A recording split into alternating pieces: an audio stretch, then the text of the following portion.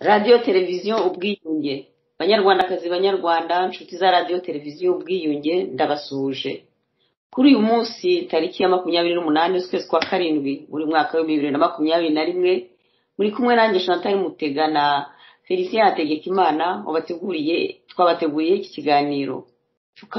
Twabatumirije bamwe mu bahagarariye urunana rw'imirimbanyi z'amahoro no kurengera uburenganzira bwa rubanda rugufi. Twabatumiye rero ngo batuganirize, badusobanurire iby'ubutumwa bageneye buri munyarwandakazi umunyarwanda wese wo mu nzego zose. Ubwo butumwa rero bukaba bukubiye mu nyandiko yasesekaye ejo bundi ku mbuga nkoranyambaga. None niyo mpamvu twabatumiye nyine ngo babituganirizeho. Ariko mbere y'uko tutangira iki kiganiro, mbere y'uko na Felicien nawe abasuhuza akatanga n'ikaze ku batumirwa bacu, reka dufate umunota umwe, dufate umunota umwe twibuke umuvandimwe Esperance Mukashema uherutse guhamagarwa n'Imana, kandi n'aba turi kumwe abatumirwa bacu n'inshuti n'abavandimwe ba Esperance Mukashema. Abavandimwe akaye umunota umwe tumutekereza.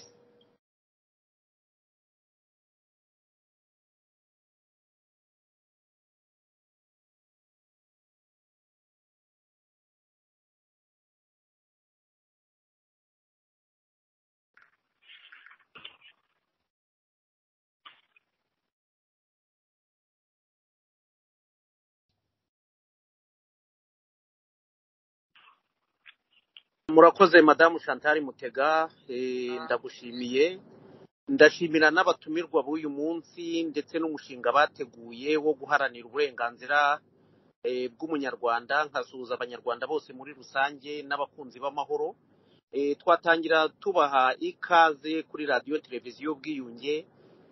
Kayumba Hamisi, ikaze kuri radiyo televiziyo ubwiyunge, wasuhuza abakunzi bacu. Ifrone Mukiza, wasuhuza abakunzi ba radiyo televiziyo ubwiyunge. Natwe ubwacu turagushuje, ikaze kuri radiyo televiziyo ubwiyunge. Murakoze mpirimbanyi Felicien n'impirimbanyi yacu Chantal Mutega. Nongeye gusuhuza abanyarwanda n'abanyarwandakazi n'izindi mpirimbanyi zose zitwumva mu izina rya Yesu Kristo Nazareti, amen. Murakoze cyane Ifrone Mukiza. Emmanuel Nkubana, ikaze kuri radiyo televiziyo ubwiyunge, wasuhuza abakunzi ba radiyo televiziyo ubwiyunge n'abanyarwanda bose muri rusange. Murakoze ku ijambo kuri radiyo ubwiyunge. Nejejwe nuko Imana iduhuje, nsuhuje impirimbanyi Felicien ndetse na mushiki wacu Chantal Mutega na Kamisi Kayumba ndetse na Hesironi Mukiza. Imana ibampere umugisha. Turabashimiye cyane batumirwa bacu. Kayumba Hamisi, uratwumva, ikaze kuri radiyo televiziyo ubwiyunge, suhuza abakunzi bacu n'abanyarwanda bose muri rusange. Murakoze bavandimwe, reka mbaze nshimira Imana ikidutije umwuka tukabasha gukora akazi ko kurengera igihugu cyacu n'abanyarwanda muri rusange, kabone niyo twazabisigamo ubuzima kuko twese niyo tugana.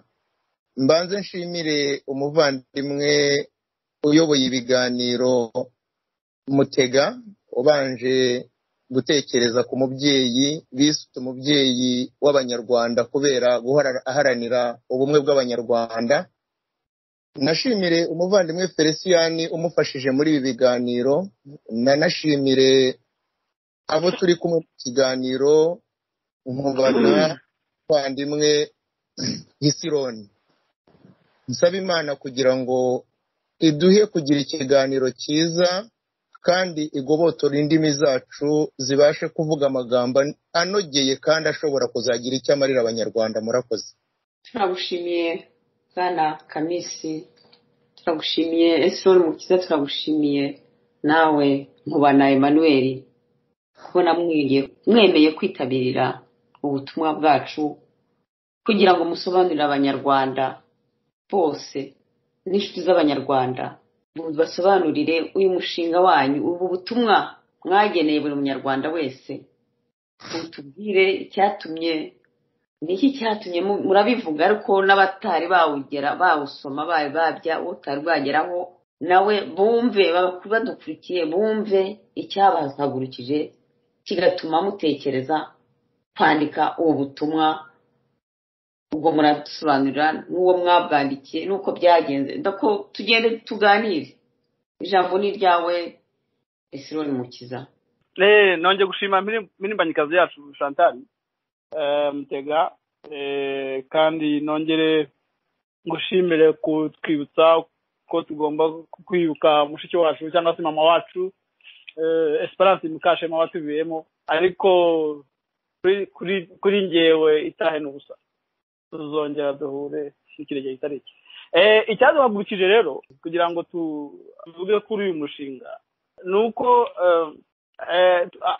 hari akarengane karimo kabera mu gihugu cyacu ndetse no hanze y'igihugu cyacu.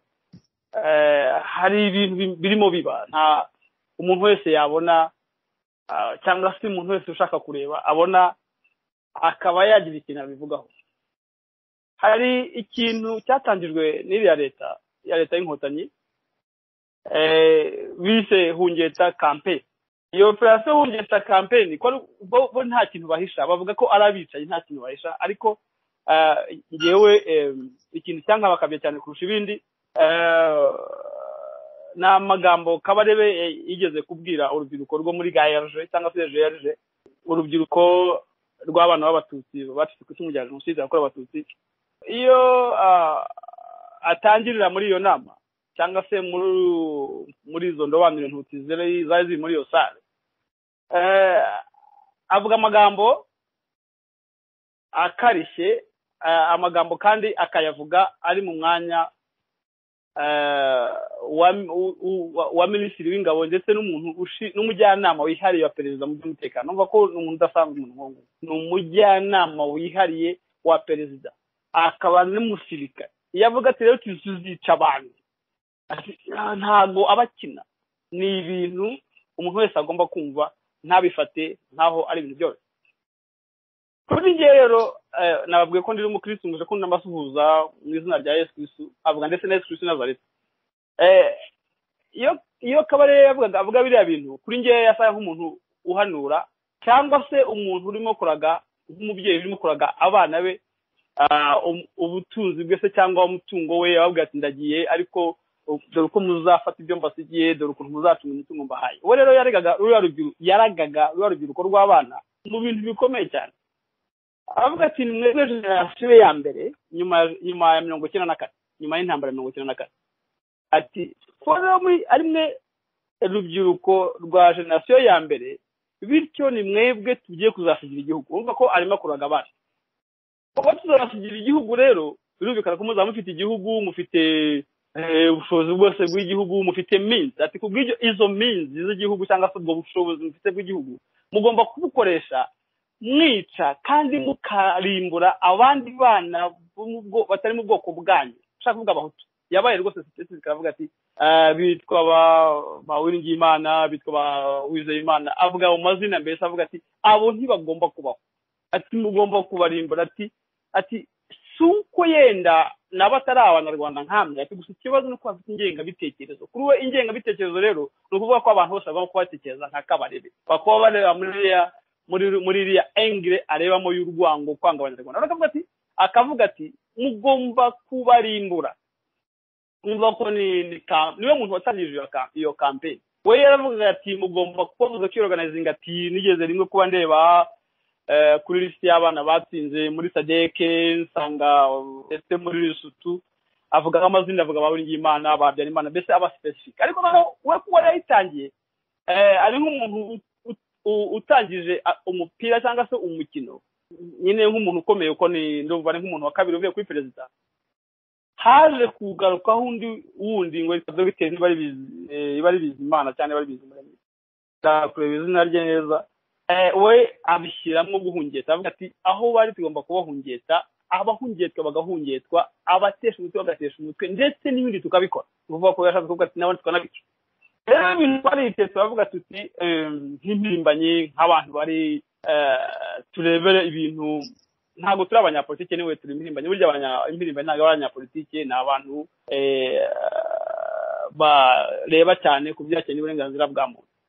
ndetse abantu banacishije bugufi urebye abantu basinye inyandiko hari n'amatsinda nyine yagiye ayisinya twari duhuriyemo amatsinda avuga ngo abantu bajya kuri 600 bayihaye umugisha kugira ngo isohoke bose nta munyapolitiki ubonamo cyangwa umuntu ufite inyungu za politiki cyangwa se umushaka kuza perezida ntabwo umuntu ushaka kuzaba na meya kuko turavuga tuti akarengane iyo kavuga iyo kabaho ntugire icyo uvuga burya nawe ubyemera iyo hari ikintu gikorwa ku bantu bicwa ukigendera kuko bavuga uti biba bikureba ubwo nuko nawe uba uri kumwe n'ababikoze rero turavuga ati mureke twitandukanye n'ubwoko bw'aba bantu bameze nk'abagome badatekereza ku bandi bantu baduhitamo kwandika iyi nyandiko uru no mushinga turavuga tuti ibi bintu bigomba guhagarara ntabwo rero twakwicara ngo turebe abantu bakora imigambi mibi bacura imigambi yo kwica abandi harimo ngo duceceke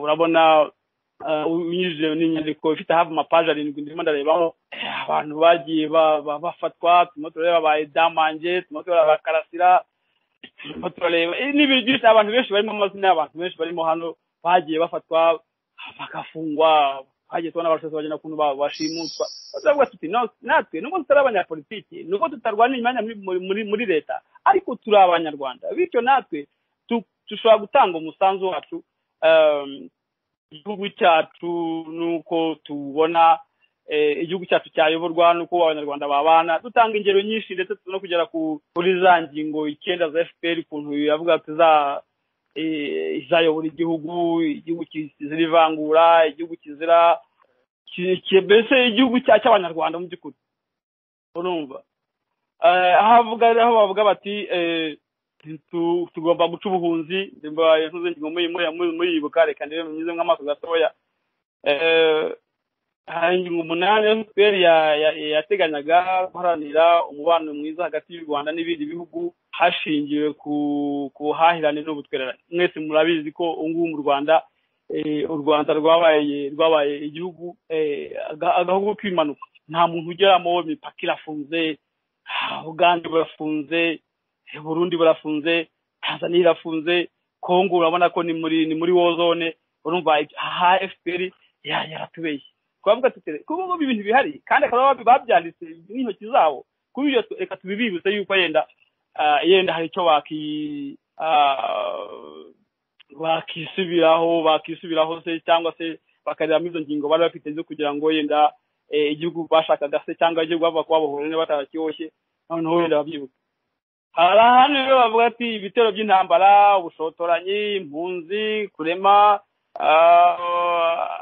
Kongo ziramanzi zo muri Kongo za Kiziba za Mahama gushyigikira imitwe yitwaje intwaro guhungabanya umutekano w'ibihugu bituranyi Saredi Tabara za M23 za IDF kuvogera ubusugire bw'abayobozi b'ibihugu b'ibituranyi mu buryo ukoresha ikoranabuhanga rya Pegasus n'ibintu byinshi ndetse twagiye dusinyizamo hano tugenda dufatamwo kamwe ni byinshi kuko ibibazo by'igihugu cyacu ntabwo bavuga ngo birangize gusa turavuga tuti ntabwo twakwita nta kintu tuvuze ntabwo twakwita ngo ibintu bigenda uko bigenda bikomeza gukora uko bikorwa turavuga tuti reka twicare twicyo tukora bityo rero ni impamvu rero twazanye kano gaporoje namwe nagira ngo gato murebemo n'abandi batumirwa bacu harimo Hamisi niko nawe ari mu bantu bashyizeho umukono ndetse banakanditse na pasiteri mwese bumwe bose nabo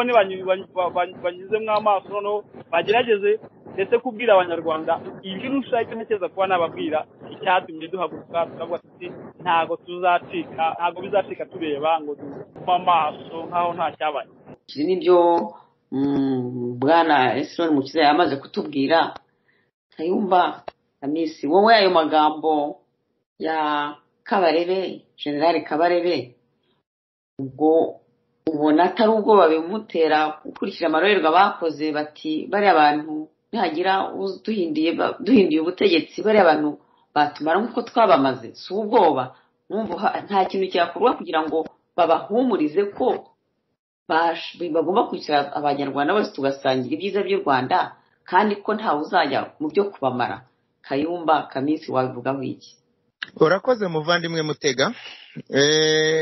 Buriya rero gihe rimwe na rimwe nitegereza inkotanyi nayobewe niba babumbye mu ibumba bwoko ki, kuko nyibaza niba ari abanyarwanda, niba basa ari abantu baje kubohoza igihugu cy'u Rwanda, abanyarwanda bari mu Rwanda benda bakazakiturira n'abantu bashaka. Nge nayoboye inshingano intego zabo kugeza kuri aka kanya.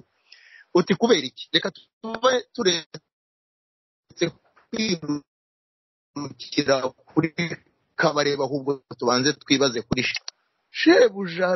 Arabona bisha abantu muri Kongo, arabona bisha abantu muri Kibeho. Ubwo ni ati abo twishe twarabishe, abo twagombaga gucyura twarabacyuye.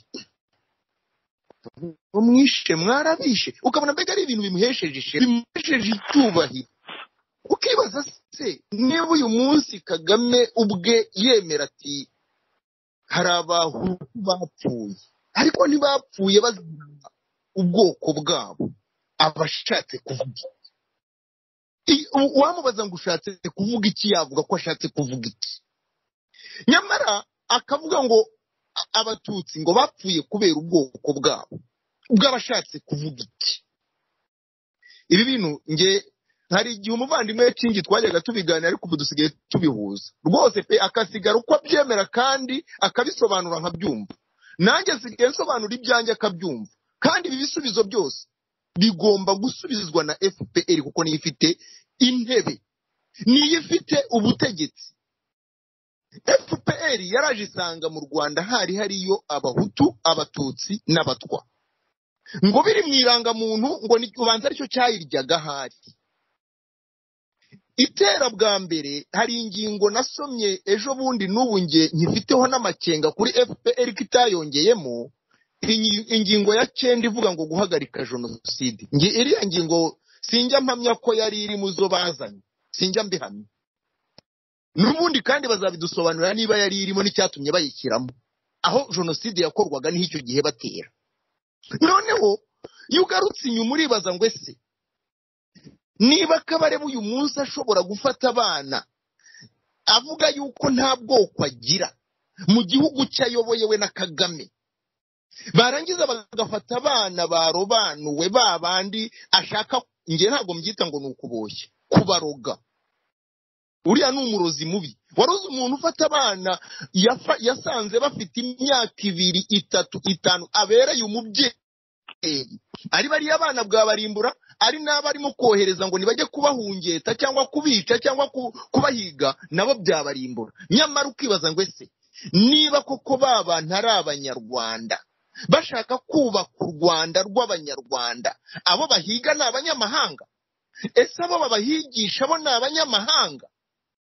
Ahangaha niho naje nsubiye aho ntangiriye. Inkotanyi nayo ibumba babumbye muri bumbaki ryo gushaka ubumwe bw'abanyarwanda, ryo gushaka korohera no kubana kw'abanyarwanda, ryo kwemera kuvuga amateka yacu ko yabaye, byaba ngombwa twe tukayahindura, ariko tuje kubakira ku. Rero nk'uko bimbugije umbaza uti ese ntibwaba ari ubwoba? Byo ni ubwoba. Uti rero n'ubwoba bushingiye kuki? Rya bumba ryabo, ahubwo ndagira ngo nkwereke, babumbye mu ibumba tubumbyemo, ariko kubera ubugome bakoreye abanyarwanda bituma bishyira mu rindi bumba, bakiyumva mu bundi buryo. Ibumba ni ibumba ry'ubugome. Bahereye bumba barica, baza umutose bica, bajya mu Ruhengeri barica, baragenda bajya mu Bagogwe barica, ngo baragira ngo bagereke kuri Habyarimana. Barishe kugeza n'igihe bishe impunzi zari zabahungiyeho zivuye muri Kongo, ngo kugira ngo babone uko batera impunzi ziri muri Kongo. Rero ubu bugome bwabo ntabwo bashobora kwemera yuko bashobora kujya hari imbere y'ubutabera ngo basabe imbabazi abanyarwanda. Icyo nemera ni kimwe, abanyarwanda nabo barimo bagira imbabazi. Nge nemera yuko bano bantu ba Kabarebe bemeye kwirengera ibyaha bakoze, abanyarwanda bababarira. Ariko ikibazo ni nkuko Kingi yatangiye abivuga, nibafata abana batoya nk'abariya bakabashyiramo buriya burozi bwo guhangana n'abandi bana bangana nabo. Icyo bazaba bagamije ni ukugira ngo bazapfe babahambe, ariko bazaba basigiye abana babo umuvumo. Nanone ukongera ukibaza utese izi nkotanyi niba atari ubugome buzibungamo, ni gute bashobora gufata umuntu nka Karasira Aimable wiciwe n'abantu bari abaturanyi bakamwicira umuryango we bakawumara, none inkotanyi kubera ko zishe se zikica nyina zikica abavandimwe be, Karasira yabivuga ngo ahindutse umugome, ngo ahindutse umwicanyi, ngo apfobeje jenoside. Karasira bwate ariko twari tubanye neza n'abantu, mw'abantu mwe icyateye ibi byose ni indege yahanutse, bati Karasira nimufate mufunge. Idamange yavuga ati ariko nge mbona aya magufa y'abantu bacu muyagira urucuruzo, aho kugira ngo bamusobanurire ngo bagufate bagufunge, ngo iso yari umuhutu sinzi biki, batubwira ko nta bwoko buhari, bati ibyo babigaruye gukora iki? Izi nkotanyi rero nge nazisaba kuva ku kinyoma, zikabwiza abanyarwanda ukuri, zigasaba imbabazi z'amakosa zakoze. Kandi bari abantu bakuze ubona b'abasaza barimo gushuka bano bana, abana bazumva kino kiganiro bari mu gihugu nibashaka bazange gukomeza kumvira aba bantu. Murakoze. Kayumba Hamisi, ndagushimiye na Ifrone ndetse na Pasiteri Bonakigarukaho. Mwitegereze usobanuye byinshi byaba Karasira, ba Idamange n'abandi, harimo ba Ingabire, ba Bernard Ntaganda n'abandi benshi bari no hanze baharanira uburenganzira bw'ikiremwa muntu. Iyi leta ya FPR inkotanyi yateye u Rwanda ibeshya abanyarwanda ko baje guharanira uburenganzira bw'abanyarwanda, mu cyo bise ngo baje kubohoza igihugu n'abanyarwanda. Ariko nge ku bwanjye simbizi namwe bari ko mubibona, mbona baraboshye u Rwanda bakaboha n'abanyarwanda. Uyu munsi icyo mukiraho uko byagenda kose, aba bantu bubakiye ku iterabwoba, kandi iterabwoba bakorera abanyarwanda ndetse n'igihugu babifitemo inyungu. Murareba mugasanga mushobora kuzabumvisha ko izo nyungu zabo bagomba kuzigabanya, noneho bagatega amatwi abanyarwanda bagahinduka. Twiyo twitegereje ni naho bavuze ko mushobora kubahumuriza, bakazageraho bakavuga bati twakoze amahano, reka dushaka aba bantu tuganire. None nimushyiraho iyi gahunda cyangwa iyi gahunda iriho nziza yo guharanira uburenganzira bw'abanyarwanda ndetse n'ikiremwa muntu, niba ramuka bakomeje gukanira bakavuga bati ntabwo tubyemera, hazakorwa iki? Ikindi, uwo ari we wese ugerageje akavuga ati twakangurira abanyarwanda guhaguruka ngo bigaragambye, barimo bariya ba Idamange n'abandi babereka ibibi bakorerwa, bahita babafata bakabakanda, noneho n'undi watekerezaga agacisha makeya ndetse bamwe bakanashimutwa. Ibi nibiramuka bikomeje gutya, icyo mureba mugasanga kizakorwa, twe ibintu byakozwe byose nk'uko mwabivuze twabyeretse amahanga, turasakuza turatabaza, aba bantu nibahinduka murareba mugasanga icyo ikizakurikira wari iki? Bwana Kayumba Hamisi ndetse na bagenzi bacu, ndibaza ko icyo kibazo mbajije bari bukigarukeho basobanura yenda neza nuko babona ibintu byagenda. Wafata ijambo ukagira icyo tubwira. Murakoze muvandimwe kumbaza kino kibazo.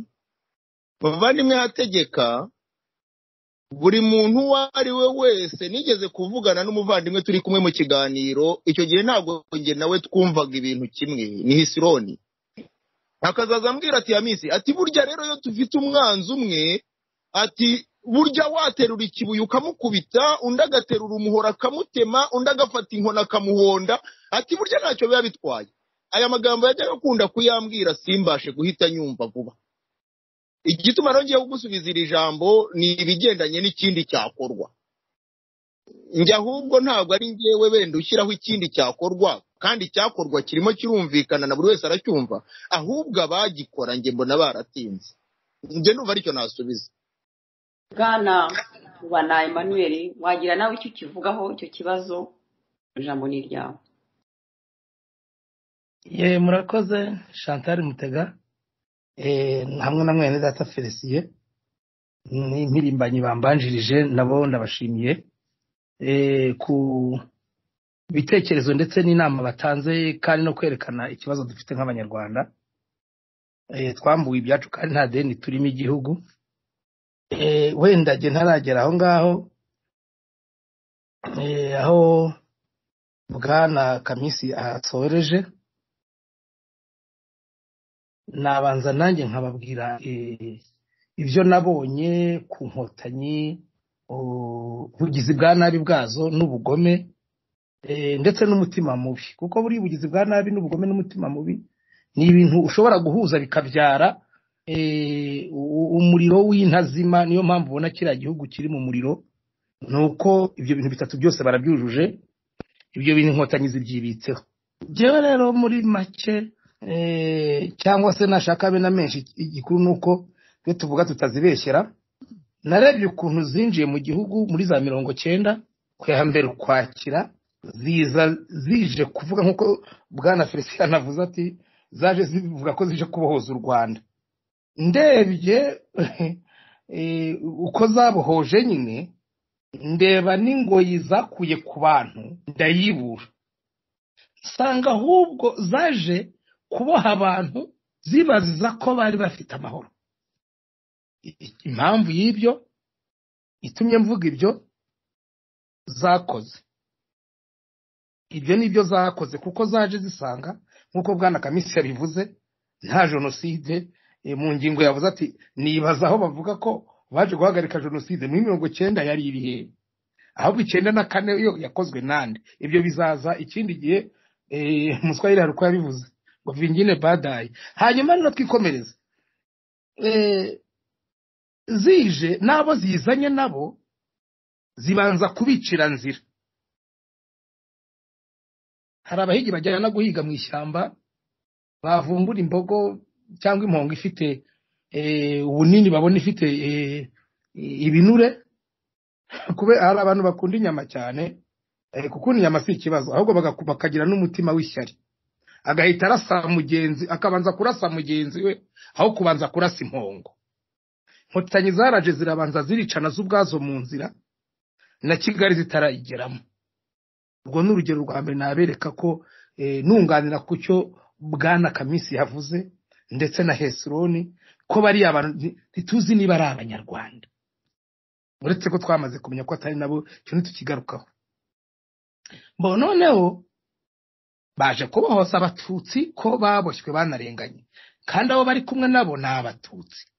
Ngira ngo icyo kirumvikana, bishe abo bazanye ku rugamba kandi nabo ari abatutsi, barabishe rwose. Kamisi Imana imuhumugisha abisobanuye neza cyane. Noneho bamaze kugera mu gihugu, bakomeza bagenda bicana umugenda kubera guharanira inyungu zabo.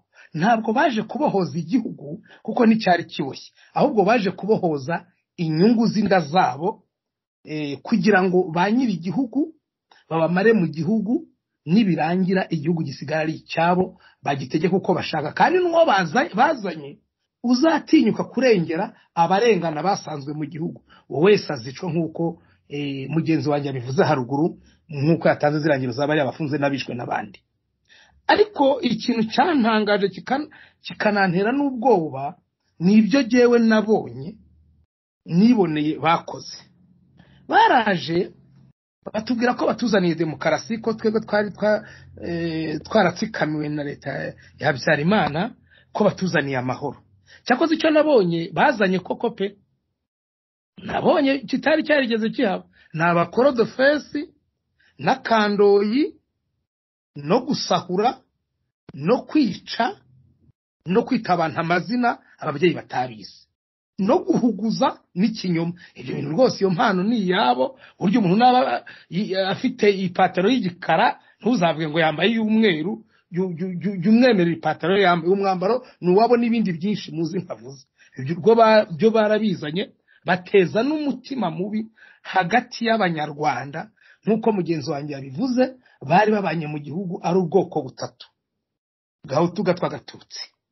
Ubwo rero nagize ku cyo nari maze kuvuga, n'ukuntu umugabo yivugiye bwana Kagame, akivugira ngo ushaka kurya umureti amena amagi. Nkaba ngifite ubwoba, ngitewe n'impungenge n'abanyarwanda bagishakira jenoside.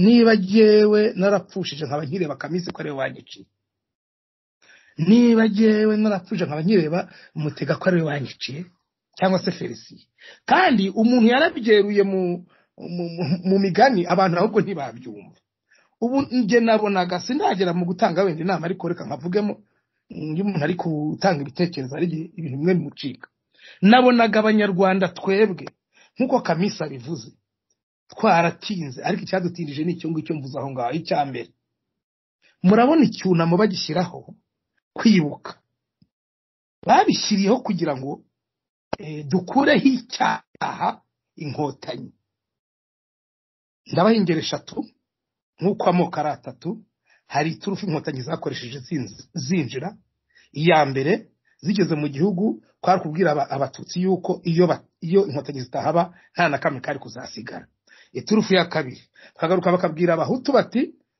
umureba ko Rucago twamuhaye akazi nabampora iki singuriya none se Evode n'uwejo bundi bari kwishakira amaramuko hari nabandi muzi bakeye none se mwagira ngo twebwe tudahari nk'inkotanyi abantu batutsi ntago bakwihorera noneho wa muhutu wahawe kakaza ari umwe muri miliyoni 7 cyangwa 6 z'abahutu batuye igihugu ajya gusansibiriza muri bene abo yuko iyi ngoma ari original nakajambo kamwe bamubwiye bundi niba kuvuga ngo bazi siyasa ni ijambo ryiza rifite icyo risobanura kandi cyiza ariko yo ni siyasa y'ibinyoma niyo mpamvu navuze haruguru ngo impano bafite n'ukubishyana bya bindi navuze haruguru bakahita bagenda bakegera naho undi bavanye hanze bavuye Burundi Tanzania nabo barimo bakeya na Kongo na majority ni muri Uganda benshi n'aba Uganda ati rero buriya twebwe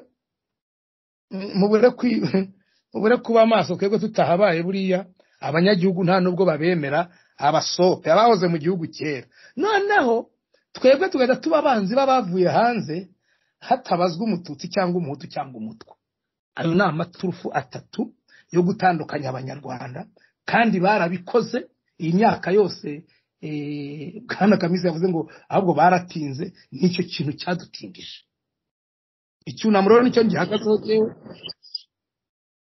mo icyunamo cyo bakwishyiraho rero iyo bagiye bakoresha muri za mpande 3 bamaze kuzikoresha zimaze gufata zinahamye rwose ngira ngo mujya munabibona abantu bagasigara barebana n'ingwe nareba Kamisi nkabona yuko hari ikinkotanyi zamumbwiye ko iyo inkotanyi zitahaba kwaba yaranyishe cyangwa naramwishe abari hanze abavuye hanze bakatureba uko nguko noneho tugahita tureba inkotanyi nka Kristo cyangwa Mesiya cyangwa Imana niyo mpamvu mwabonye abantu benshi bazisingiza atari uko bazikunza ahubwo kubera ko zababeshye bikemera noneho kiriya cyunamo icyo kigambiriye ibyo ni ibintu nzi nazanavuga mbirambuye ikindi gihe mu kindi kiganiro nzabivuga mbabarire yenda kuguca mu ijambo ndabizi neza na bagenzi bawe barabigarukaho buri wese ugerageje kuvuga iby'inkotanyi zikorera abanyarwanda iby'inkotanyi zakoreye abanyarwanda ndetse n'ugerageje kwerekana ishusho nyayo y'ikinyoma cya FPR inkotanyi bamugerekaho ibyaha arapfobya jenoside yakorewe abatutsi arakora ibintu bitandukanye arashaka gukangurira abaturage gukuraho ubutegetsi buriho arakoresha iterabwoba ibyo byose bakabibwira abanyarwanda iyo nkuko mugenzi wanjye Kayumba yaravuze ati ahubwo abantu baratinze abashaka kugira icyo bakora kugira ngo iki kinyoma kirangire cyangwa iyi leta y'igisuti-veho ibyo byose bibaho none ko ari abantu bateye igihugu muri 90 babeshya abanyarwanda bakaba baratuzaniye akaga uyu munsi abanyarwanda muribaza ko bazakomeza gutega agakanu bakemera ibyo bababwira cyangwa abanyarwanda bagomba guhindura umuvuno nkuko mugenzi wanjye yarabivuze mwe ntabwo bamufite ko babashyiraho ibyo byo kuvuga ngo murakangurira abaturage gukuraho ubutegetsi buriho cyangwa ngo murashaka gukoresha ikindi cyose no gupfobya jenoside mwe nta kibazo bibateye murumva iyi leta mugomba guhagarara ku maguru yombi mukemeza ko igomba kuvaho abanyarwanda bagahitamo ababayobora Emmanuel Nkubana murakoze bwana Felicien kutubaza ikibazo cyiza hari igihe ubana n'umuntu mubi utekereza ko yenda zisubiraho burya impara zari zizi kurimba bari abahanzi beza cyane bakavuga ngo niba utaravuzwe si ibicuma bagucaga. Hari ibanga rero abanyarwanda bari bagiriye inkotanyi bazi ko wenda zisubiraho, akavuga ati wenda nuko zabaye mu ishyamba ziragira inka n'abantu batigeze biya, reka tubanze tubareke barye bahage. Hajya no mu mazu bamwe turabana batubwira ko babonye amazu y'amabati bageze mu Rwanda, ntabwo nababeshyera cyase nanagikora. Batubwira ko bariye makaroni amini bariye kirida bazita ibiryo n'ibintu birebire murabizi ibyo byose. Rero tubaha imbabazi tubangureka tubarindire turebe ko nibamara guhaga nabura bazadohora bazagira ubwenge. Ariko ibyo byose byaranze. Niyo mpamvu rero ntabwo badufite ku kibazo mbajije, ahubwo tuza kumenya ko bazakomeza gutya. Nitwe twabahaye gapu, twabahaye umwanya, turabiteza tugira ngo bazahinduka. Icyambere cyanatumye abanyarwanda bakomeza guceceka cyane bakitonda. Burya abanyarwanda n'abana beza, iyo wananiwe kuyobora abanyarwanda buriya nta n'ikindi wayobora, sinzi ko n'inka baziragira ngo zigukundire. Abanyarwanda baritonda kuko icyambere impamvu umunyarwanda arumvira, umunyarwanda yumviye ngo genda usenye muri banya usengera mugenzi wawe, ajyayo ku manywa akamusenyera atitaye yuko nyir'urugo yasohoka muza akanamutema. Niyo mpamvu buriya nigeze nabwira abanyarwanda mu butumwa nigeze kunyuza kuri YouTube, abanyarwanda babuze abayobozi ariko abanyarwanda n'abana beza. Buriya kuba abanyarwanda baratemanye ni igikorwa bari barimo babwiwe mu buryo babibwiwe cyangwa babyigishijwe cyangwa uburyo byasansibirijwe, nk'uko uriya mugabo Tito Rutaremara yabivuze ko muri buri kagari amini muri buri seri ya cyari yo kagari k'ubungubu habaga harimo inkotanyi zitari hasi y'eshanu zambaye n'ibitenge by'intera hamwe cyangwa se indi myenda y'amashyaka ari mu gihugu, arizo zica abantu kugira nk'uko uwacu yabivuze haruguru, kugira ngo bizagerwe kuri leta yari iriho bangishe abaturage, babangishe leta yari bayoboye. Icyo si nkigarutseho cyavuzwe. Ariko impamvu ntabwo badufite ku cyumbajije nuko twategereje ko bisubiraho biranga. Barabeshya ngo batwubakiye ngo n'imidugudu ngo baciye nyakatsi. Kiriya kintu kijya kuba, hari amafaranga yoherejwe n'ibihugu nk'Ubwongereza, Amerika, Ubudage n'ibindi bihugu bikomeye, bohereje amafaranga yo kugira ngo bakira abanyarwanda. Je nari ndi mu gihugu icyo gihe, umudugudu akabiga siko nk'akeza, uriya mudugudu w'icyitegererezo w'i Kigali, buri munyarwanda wese yagombaga kubakirwa inzu wari uri mu gihugu cy'ibyagiye iriya midugudu yubakwaga. Niyo nzu yagombaga kubakirwa, na cyane ko abantu bari bahungutse icyo gihe bari mu gihugu, bari nabake bari bataragwira cyane, na cyane ko n'abandi bari bataranabyara. Urabona ko abantu bavutse kira gihe ubu n'abagabo abandi n'ababyeyi. Hanyuma reka rero bizamenyekane, hari umuntu wagiye kurega Kagame ko mu Bwongereza witwa Irene Mugenza, hari niba nibuka neza, nawe ngira ngo Irene Mugenzi wanafunguwe baramutegeretseho urusyo, none kuba yanafunguwe. Yes, noneho yagiye mu Bwongereza ajya kubabwira ati amafaranga mwahaye Kagame yose nta uretse uriya mudugudu w'icyitegererezo muri Kigali nta wundi munyarwanda yigeze yubakira. Abo bita noneho kandi ntabwo abazungu bari batanze amafaranga yo kubakira ubwoko, yari yo kubakira munyarwanda yote, buri munyarwanda wari wese, kuko yaracitse ku icumu. Ni ikibazo tuzagaruka cyo gucika ku icumu, Kayumba Kamisa azakimfashamo twikomereza. Hanyuma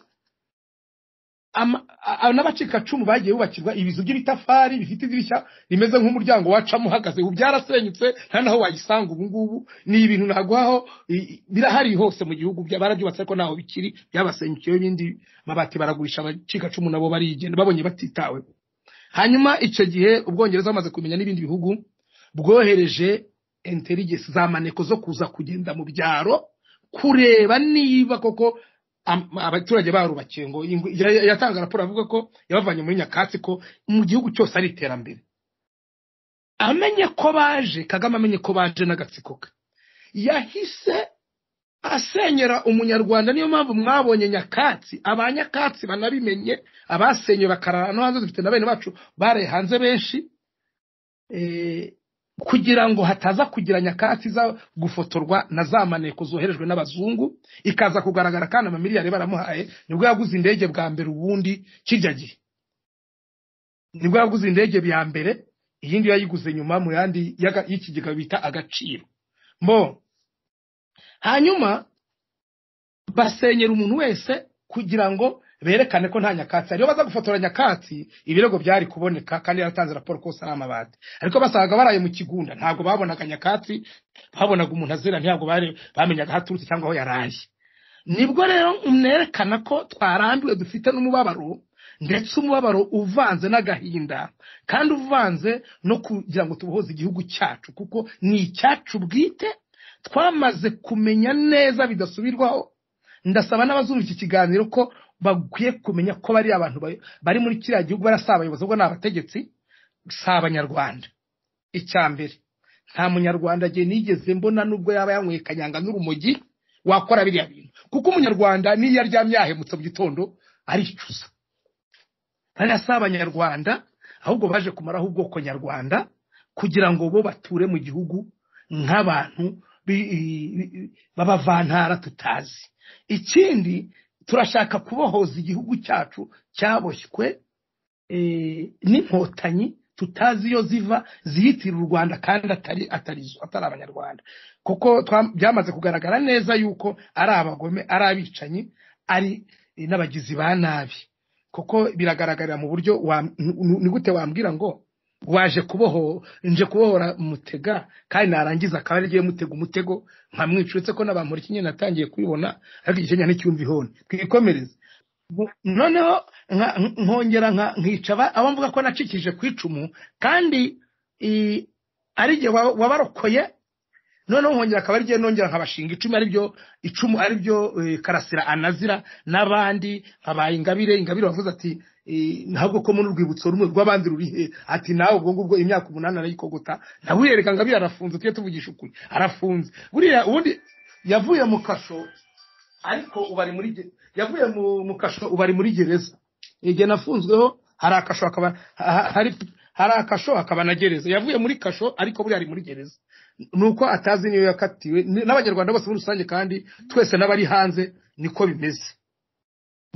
Noneho ikindi cyambabaje kikantana n'agahinda gatuma ndi gukangura abanyarwanda ngo duhaguruke twirukane abagizi bana n'abagizi bana, ntabwo ari ukurwanya ubutegetsi.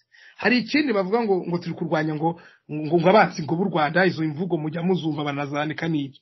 Ntabwo twebwe turi abanzi b'u Rwanda, turi abakunzi b'igihugu cyacu kuko nta wanganyina cyangwa se igihugu cyacu ni umubyeyi, ahubwo twanga imikorere y'abatwambuye igihugu, kuko icyambere tubangira nuko batwambuye igihugu bakanatwirukana naho duhungiye bakaza kutwica no kuduhungeta nkuko Kinyamashuri yabivuze. Hanyuma ikindi cyane impungenge narimvuze ni byinshi ariko ndagenda mvunaguza ibindi tuzabivuga ubutaha.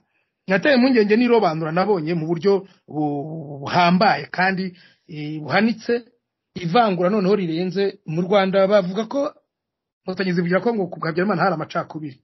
Ubu rero hari amaca 18 yari amacakubiri imbere yari kabiri buri nk'amacajana cyangwa se amacaryitana, kubera ko birenze n'urugero. Mwabonye aho abantu bavangura bakavangura n'abantu bapfuye, abantu bapfa ngo uyu nguyu ngo niwe ngo iyi mibiri ngo yari y'abatutsi. Noneho babaza bateze ko twebwe tuza abahutu bacu bahambwe mwaze tukavuga ngo murabizi ibyo byose ngiye kubisubiramo, bakavangura n'abapfuye. Sinzi niba umuntu apfuye iyo yari umututsi ahita agera ikuzimu agaba umuhutu, cyangwa se atagera ikuzimu agahinduka umututsi. Kwima uburenganzira abagomba kwibuka kandi bagahatira abajya kwibuka abo ab'inkotanyi zishe, noneho n'abashaka kwibuka abo ziciye bakabangira kugira ngo ikirego kitazagira gute kitazabajyaho. Icyo sinza kugitindaho cyane kivuga ubutanyi vuze hagace. Ikindi amacakubiri yanteye ubwoba mu mashuri. Muri Nayine hari ishuri rubundi ry'abatindi ry'abasope, irya shuri ni ry'abantu bahoze mu gihugu cyera. Nayine yigamo umututsi utemera kujya kwica abandi banyarwanda barwanya agatsiko k'inkotanyi. Noneho ni ishuri wigamo nko ni rya kaburabuza nk'inzara ya saa sita z'ijoro. Iryo shuri niyo waryi gutanaryiga burya ntacyo byakumarira, urutwa n'uwiriwe yiragire inka cyangwa ihene nta kazi uzabona, nukubura uko bakugira nyine bakakubeshya ngo nawe uri kwiga, nk'uko umuntu yaguha amabuye ngo akira burya ngo ni amandazi abandi babahaye keke. Iriya Nayini ni y'abana bafite base cyangwa ababyeyi babo bazi ko bajya batemera ibyo inkotanyi zikora. Iyo ni ivangura rindi mu mfubyi. Iyo ugiye mu by'imfubyi babaza imfubyi bati wowe uri mwene nde. Buri hari jambo bakoresha ngo mwene nde, hari ikintu mutaramenya. Mwene nde suko umwana agiye gusaba ubufasha, afite n'icyemezo cyo twakwita konsiye wa kera ariwe executive ubu ngubu, aragifite cyane so n'amazina ye na se na nyina. Kumubaza ngo ni mwe, kuko baza ngo uri mwene nde, bagira ngo ubisubiremo banakubaze aho mwari mutekera. Intambara ikirangira barakubazaga ngo warokokeye he, wavuga uti ni muri Zaire ukabura rutanze. Ariko bavuga uti ni mu Masaka niba ari kubabeshya, mwagendanaga kabiri bagira ngo bazabone uko bakuriraho. Icyo kirumvikana. Rero ikindi, iriya midugudu bubatse burya igira amazina. Iriya midugudu hari sakawe n'amabati atukura, indi gasakarwa n'amabati y'icyatsi kibisi ariko amwe ahenda, indi gasakarwa n'amabati y'umweru aya muzi dusakaza y'abakene abanza murayazi. Rero ari amabati atukura icyo asobanura ni umudugudu w'abantu bari wanted, bashakishwa isaha n'isaha, bagomba kotsa bakawutwika cyangwa se bakamenya aho baza gushakira ba Mashira, ba Habyarimana, bimwe Kabarebe yavuze birya byubatswe mu Rwanda kera. Kandi burya n'ujya gucunga neza imidugudu ikunze kuba hari ikunze ko hari n'ahitaba bitewe n'impamvu. Amabati y'icyatsi kibisi ari yahenda nayo abantu bavuye hanze. Noneho amabati y'umweru nayo bita ay'abacika cumu, kuko baba babajisha nyine ngo bapfe kuba nabo hariya ngo nabere, kuko aribo batumye bagira icyo kibazo. Ay'umutuku cyasobanura cyumva, icyatsi kibisi murabyumva n'umweru, ku buryo iyo bagushaka niho uzumva bagushyiraho icyaha, bakazana urumogi bagashyira hejuru y'inzu yawe, grenade bakarambika hariya ngo bagufashe ngo ugira gutya na gutya. Ibyo byose murabizi. Ikindi nanone ndi kugira ngo mpabandi umwanya nabo babe bagira icyo batugezaho, ni byinshi mfite ariko reka mvunaguze. Ni ikibazo cy'ubugome bwo kukureba isura. Mfite umuhungu w'inshuti yanjye, ni umucuranzi, yacurangaga muri Hoziyana. Noneho igihe kimwe ajya ku Kibuye, ajya kwestara ibyuma mu gihe cy'icyunamo nyine, ariko bestarira. Noneho ariko restaurasiyo, ikintu cyabayeho nuko yicaye imbere ku byuma. Noneho abantu baje mu biganiro harimo abacika cumu n'abandi babiyoboye bavuye hanze, batangije umushinga wo kutwica, arizo nkotanyi nyine. Bareba uwo muhungu bati aho ngaho wicaye ngo ni habi, ngo uri kugaragara nabi, ngo iyo sura yawe irasa nabi, ngo ushakisha ukuntu wakwicara inyuma ngo iyo bakurebye bahita bagira agahinda, ngo bakibuka abantu babiciye. Umuhungu niwe uri kwesa ibyuma, ubwo aranahari, niyo bashaka nazamushaka akabahiriga icyo kiganiro turi kumwe hano hafi. Nuko noneho iri vangura ahantu riri, nuko muri Kigali mu buriya mubona basenya ngo Zabanyahe, Kangondo n'iki, ntabwo ari ukuvuga ngo umushoramari yarahaguze. Nta mushoramari utari FPR, ahubwo iyo barebye babona bari bahabarekeye ari mu gishanga, bavuga ngo ntacyo, ngo bazapfa. Bakamena ko mwe bene se wa Yozefu bamutaye mu kinogo ngo azapfa, agurwa n'abishimayeli aza kuzavamo umuntu ukomeye, ibyo murabizi. Hanyuma bakabona abantu batangiye kubaka amazu, basigaye banakodesha, afite nk'abapangisha. Atari ku bundi aba bantu basa gutya bakwiye kuba mu mujyi wa Kigali nk'abandi. Biriya nawe uri leta, nubwo waba warasaze ntabwo wakwirukana bari abantu nta mpamvu z'ubugome wipanzemo cyangwa wapanze kuva kera. Ni muri urwo rwego rw'uko nta bintu bakora batabizi. Niyo mpamvu iyo ureze bakujuragiza kayavuga ngo umushoramari ngo yarahaguze, ntumenye ko uri kubwira ariwe mushoramari ari nawe wakwirukanye. Rero wenda nabasubikiye hano kugira ngo n'abandi bavuga, wenda nimugire icyo mumbaza kindi basobanura ko hari cyari byinshi. Murakoze. Turagushimiye. Gahuna Esroni Mukiza, nawe wagira icyo uvuga gikomeye ariko gihangayikishije nyine kuko n'Abanyarwanda bose. Esroni Mukiza. Ndakumva rwose Chantal.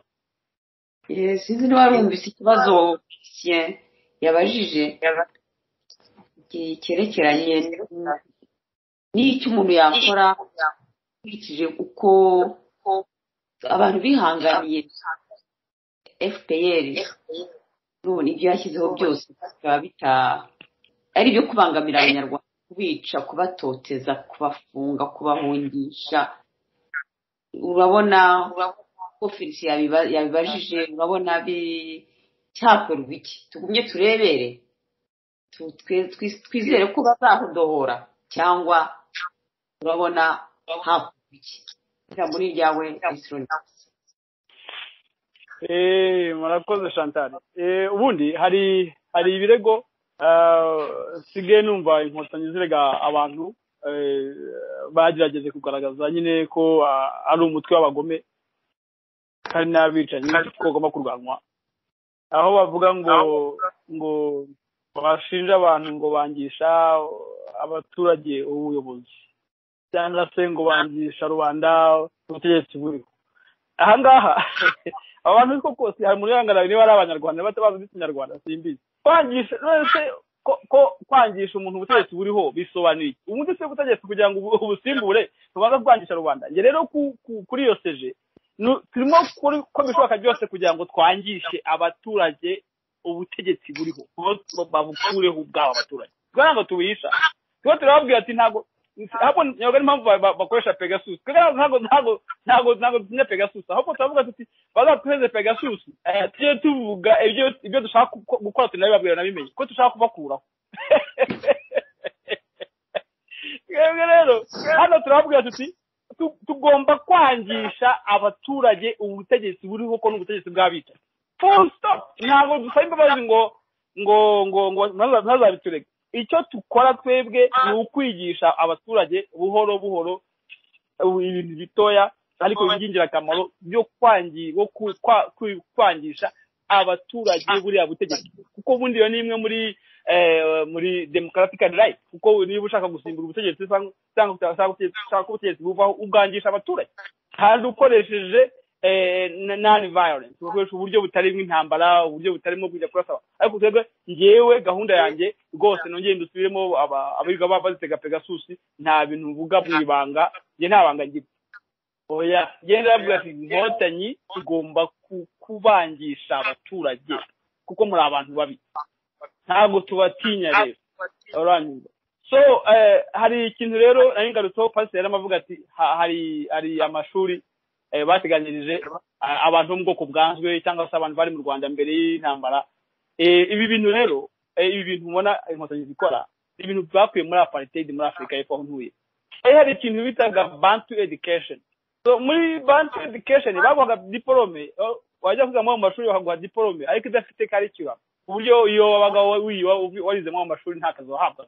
Bavuga ati no nize muri Bantu education nta kintu yashoboka, diplome nta hantu twamakaze ko bagabaza ko barakwigishije ibintu bidafite ireme. Rero ibintu mubona mu Rwanda bikorwa n'inkotanyi ni uburyo bwa apartheid. Pastor yavuze n'ukuntu basakaza amabati atandukanye, ni nako byameze muri apartheid. Hari ahantu ari zabize bitanga formal settlement batoga nk'abirabura nabo bitabara ngo abarangirangi cyangwa se abakaradi n'abandi moko mbese atari abazungu babaga bafite imidugudu batuyemo izwi, bakavuga bati hariya ni imidugudu y'ubwoko bwanzwe, ikaba bizwi n'amabati hakabazwi n'amazi bamwe akabazwi, ku buryo n'ababyeyi baho iyo babyaraga benshi babavanaga amamada cyangwa se bakabaramburuza bityo. Ikindi rero hari ikinyoma inkotanyi zikoresha ngo zaze ngo gusungura abatutsi, ariko hari ikintu ushaka kugira ngo nibutse abanyarwanda, kuko tugiye hano icyo dukora twebwe nabyo ko tutari abanyapolitike, nta mushaka gusimbura inkotanyi muri twebwe, gusa turagira ngo tubangishe rubanda kuko ni abantu babi. Kandi tubabwire rubanda, tubabwire ubugome bwabo, kuko rubanda ntabwo iramenya neza ubugome bw'abariya abantu, niba ari abantu ari abanyarwanda, niba ari ibimanukanye ntabwo bizi. Twaba tuvuga ngo baje ngo gucungura abatutsi, ariko hari ikintu burya mutabonye abantu benshi batamaka. Ndagira ngo nkibutse abanyarwanda kuko campaign yacu ni muri ibintu bike cyangwa byinshi tugamije ni ukwangisha inkotanyi rubanda n'utaruziza akazimenya, tukuvuga amabi yazo none rubanda bagakanguka akamenya ko dufite abantu b'ibimanuka batari ubwoko bw'abanyarwanda. Abitwa abatutsi ngo baje gusunga ngo abatutsi. Ubwo rero hari ikintu cyakozwe, abatutsi bari mu Rwanda bari hagati y'imyaka 20 na 30 uhereye kuri Rando. Inkotanyi zarabishe, burya nuko mutabizi, zarabishe bose, nta n'ukiriho usigaye yarahuze cyangwa se ni nka Mushahidi ufunze. Mu byo mwari mubizi, kuva kuri Rando ukazamuka kugera kuri Mushahidi, abo bose zarabishe. Iyo ni generation y'abatutsi zasanze mu Rwanda, uko burya bahereye kuri Rando ari mu bantu barwanyaga ko mu Rwanda haba ubutegetsi budasangiwe umutuzo. Inkotanyi zabaye zaheruze zirica, ziza kugera kubika bariya ngo barwisereka, ziza kugera kuri barantuza kuri barwigara Afina Paul, uriya mugabo muri Rwanda form, ba Mucyo, abatutsi kuva bari bafite imyaka 20 kuri 30 ubu ntabakiriho mu Rwanda. Ibyo ntabwo abantu babizi kandi bishoboka n'inkotanyi. Niyo mpamvu rero iki kintu ngo bita ngo jenoside yakorewe abatutsi mu by'ukuri bari abagande nibo babikoze, kuko ntabwo ari n'abatutsi. Yema nabibabwiye, ye nabwiye nti mu bantu bavuye Uganda bafite ibisekuruza 2-3 mu Rwanda ni bake cyane. Abantu ntabwo ari abatutsi, urumva, ahubwo nibo bapanze banita bakora jenoside yakorewe abatutsi, kuko nk'uko mbabwiye abo batutsi bari mu Rwanda bari hasi hagati y'imyaka 20 na 30. Ubu bose ntawe ukiriho, ntawe ukiriho, mwese n'umwe mbese yemeye gukoma mu mashyi agahebera rwaje. Ubwo rero ntabwo yangeze ku ngingo bavuga ni umututsi wari mu Rwanda afite imyaka 20 kugera kuri 30 uhereye kuri Rando, bose inkotanyi zarabishe. Hakurikiyeho generation ya kabiri ariyo ubonamwo bari abana bitwa ba Kizito Mihigo, n'ingu wese gufatira muri Mozambique na mukuru we, bose barabishe.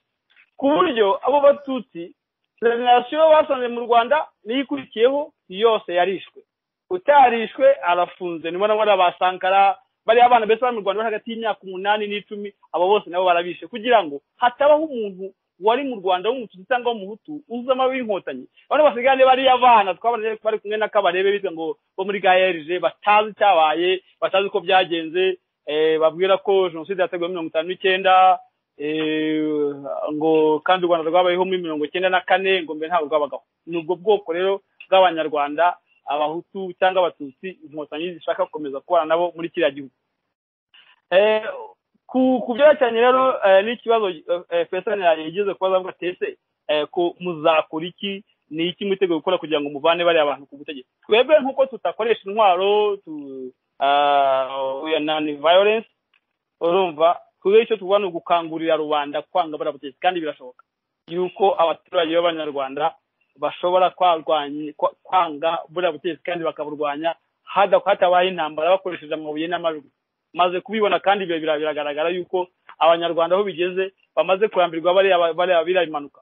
Ngira ngo muhize ko mwabonye byabaye n'ubundi muri Cyangugu, n'ibyabereye ku Gisenyi, abaturage bavuye mu nzu baravuga bati no, twebwe turashonje, bityo turambiwe gufungirwa mu nzu nk'ufungiranirwa na b'ingurube. Nagira ngo mbibutse ko nta shyanga na rimwe ku isi ushobora gufungirana mu nzu umwaka ugashira uretse abanyarwanda. Iki kintu rero inkotanyi